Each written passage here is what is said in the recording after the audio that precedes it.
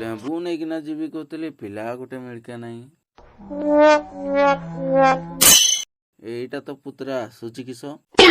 ଭଲ ପାଏ ମୁଁ ତତେ ପଚାରି ପୁତୁରା ହଁ କାହିଁ ଯାଉଛ? ବିଲ ଆଡେ ବୁଲତେ ଯାଉଥିଲି। କି କହୁଥିଲ?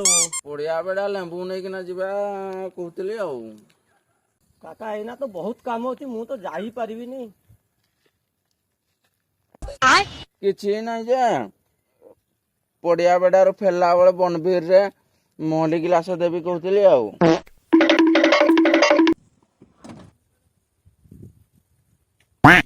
କୁଆଡେ ଗଲ ପୁତୁରା? କାକା ଜଲ୍ଦି ଆସ ଯିବା। ମହଲି ଟିକେ ଦେବି କହୁଛି ବେଳେ ଖାଲି ଘଟକିକିନା ବସୁଛି।